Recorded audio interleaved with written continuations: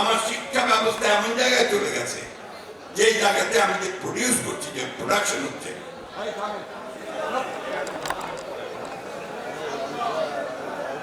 সেই শিক্ষা ব্যবস্থায় আমি কোনো মতেই আমার জাতির প্রয়োজন, উন্নয়নের প্রয়োজন, উপরে ওঠার জন্য প্রয়োজন যে শক্তিটা দরকার, হিউম্যান রিসোর্স দরকার, সেই রিসোর্স আমি তৈরি করতে পারছি, তাই না?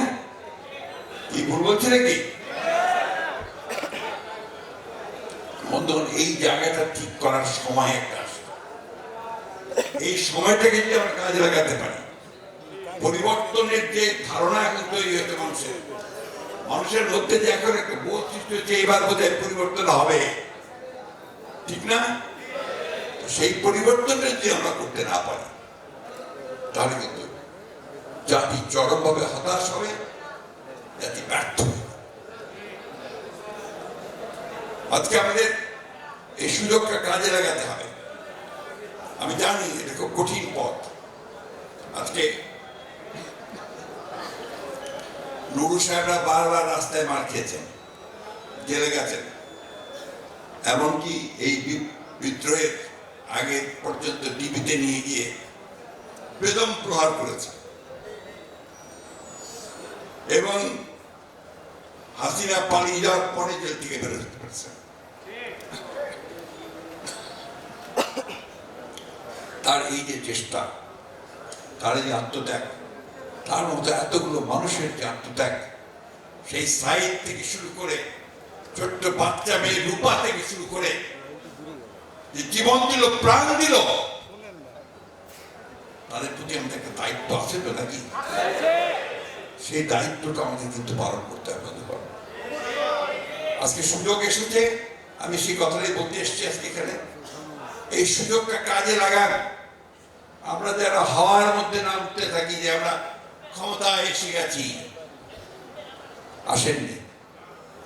যতক্ষণ পর্যন্ত না সেই মানুষের পক্ষের শক্তিকে আপনারা কাজে লাগাতে পারছেন, যতক্ষণ পর্যন্ত না কাঠামো পরিবর্তন করতে পারছেন, যতক্ষণ পর্যন্ত না এই ব্যবস্থাটাকে পরিবর্তন করে দিতে পারছেন, ততক্ষণ পর্যন্ত আমাদের কোনো লাভ হবে না, আমাদের লাভ হবে না। আমার অনেক বয়স হয়েছে, দীর্ঘ অভিজ্ঞতা আমার। আমি আপনাদের কাছে এই কথাটুকু বলতে চাই যে আসুন আমরা সবাই একবার অন্তত নিজেদের ছোট ছোট স্বার্থগুলো ভুলে গিয়ে আমরা সবাই দেশের কথা, মানুষের কথা চিন্তা করে ঐক্যবদ্ধ হয়ে এগিয়ে যাই। আরেকটা কথা বলবো, কিছু মনে করবেন না, সেটা হচ্ছে শুধু ওই নেতা, আমাদের মতো নেতাদের কথা শুনে দৌড়াবেন না। ভালো মন্দ বিচার করার কথা আসে, শিখবেন নিজেরা, কারণ আপনারা শিক্ষক। আপনাদেরকে প্রতি মুহূর্তে চিন্তা করতে হবে যে আমি আমার জাতিকে কি দিয়ে যাব। আমার জাতিকে তখনই দেবো যখন আমি একটা ছেলেকে সঠিকভাবে শিক্ষিত করে গড়ে তুলতে পারব। প্রেসিডেন্ট জিয়া রহমান সাহেব অল্প দিন ছিলেন, তাই না? একেবারে অল্প দিন। এই অল্প দিনে 3.5 বছর 4 বছরে তার কাজ করার সুযোগ পেয়েছিলেন।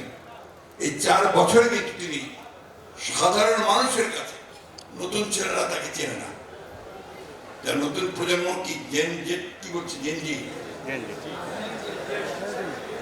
নতুন প্রজন্মের ছেলেরা তাকে চেনে না, দেখেনি, জানে না তার কি কোন ছিল তার।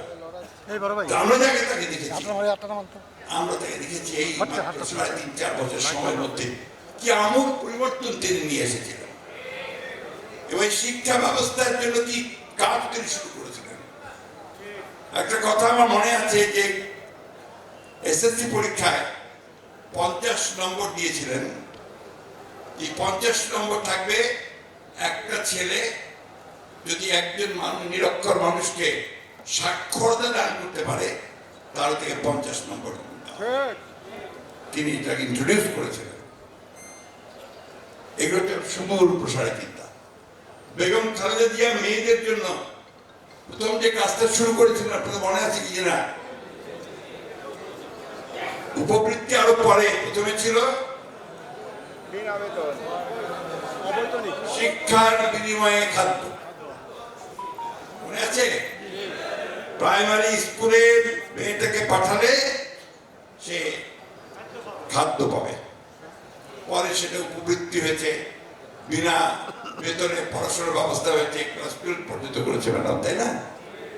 এগুলো হচ্ছে মৌলিক কাজ জাতির জন্য। বন্ধুগণ, আমি এই কথাগুলো আজকে এই জন্য বলার সুযোগ নিচ্ছি যে আপনাদের সঙ্গে সবসময় আমার দেখা হওয়ার সুযোগ হবে না, হয় না? আমরা মাঠে ঘাটে রাজনীতি করি, বাড়াই জিন্দাবাদ জিন্দাবাদ দেই, তাই না? এখানে আপনারা যারা আছেন সবাই অত্যন্ত সচেতন মানুষ সমাজের। আপনারাই নির্ধারণ করবেন যে মানুষটা কিভাবে তৈরি হবে, শিশুটা কিভাবে তৈরি হবে। আমি আমার ছোটবেলা আমার যারা শিক্ষক ছিলেন তাদেরকে আমি এখনো ভুলতে পারি না।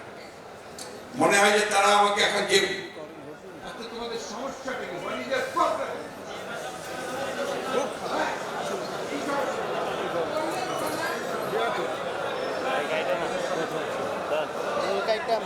এখন আপনারা চিন্তা করেন যে আজকে হ্যাঁ, এই যে আপনার ধরেন আমরা শিক্ষা ব্যবস্থাকে জাতীয়করণ করি, জাতীয়করণ করার পরে আপনার সেখানে কিন্তু আপনার সিলেকশনের প্রশ্ন আসবে। শিক্ষা, স্কুল, শিক্ষা প্রতিষ্ঠান সবকিছু সিলেকশনের প্রশ্ন আসবে।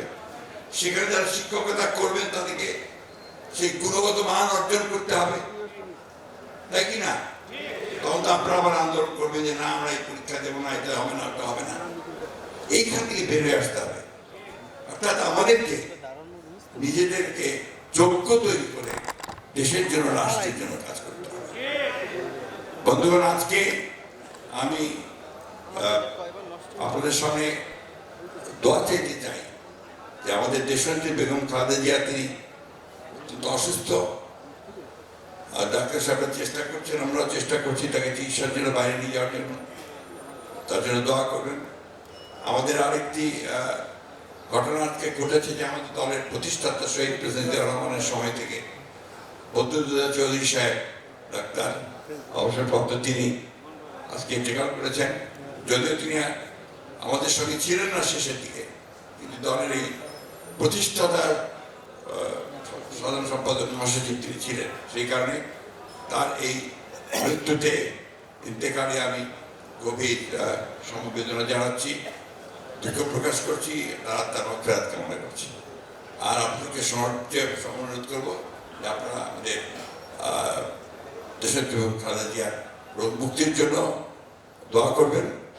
আমাদের ভারপ্রাপ্ত চেয়ারম্যান তারেক রহমান যেন অবিলম্বে দেশে ফিরে আসতে পারেন, তার জন্য আমরা দোয়া করবেন। আর শেষ করতে দেন, আর এই যে হাজার হাজার মানুষ যারা এই 15-16 বছর ধরে আওয়ামী লীগের পুলিশের হাতে, আওয়ামী লীগের হাতে নির্যাতিত নিপীড়িত হয়েছে, অসংখ্য মিথ্যা মামলা তৈরি হয়েছে, গায়েবী মামলা তৈরি হয়েছে, তাই না?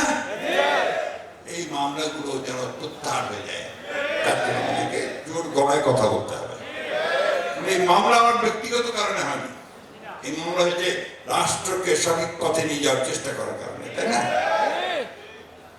তো বন্ধুগণ, আমি আরেকটা অনুরোধ করব যে আমরা এখন বর্তমান যে সরকার এসছে আমাদের প্রফেসর ডক্টর ইউনূস সাহেবের নেতৃত্বে, এই সরকার তো যারা আন্দোলন করেছে তারাই তাকে আমরা সবাই মিলেই এই সরকারকে আমরা দায়িত্ব দিয়েছি দেশকে সঠিক দিকে নিয়ে যাওয়ার জন্য।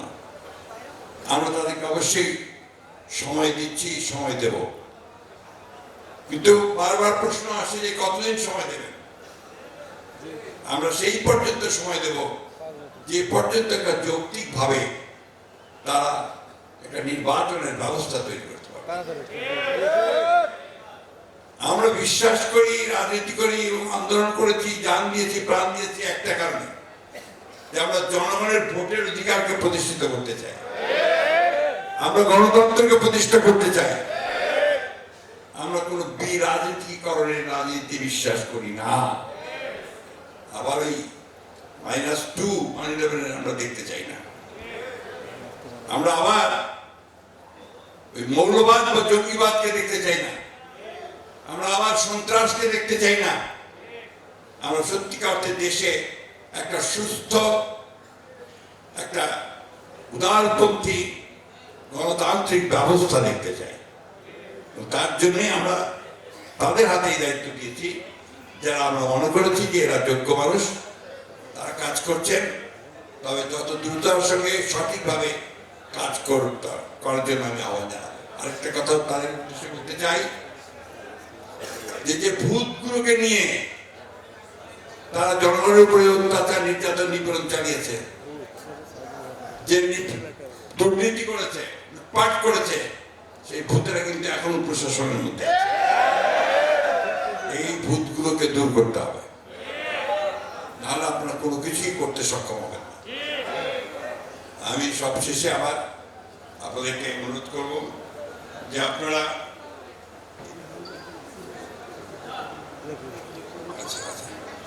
আমরা ইনশাআল্লাহ কখনই ব্যর্থ হইনি।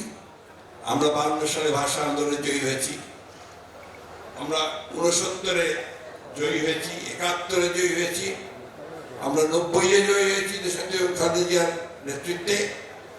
এবার আমাদের আন্দোলন শুরু হয়েছিল আমাদের এই ভারপ্রাপ্ত চেয়ারম্যান তারেক রহমান সাহেবের নেতৃত্বে। আমরা ইনশাআল্লাহ এখানেও জয়ী হব।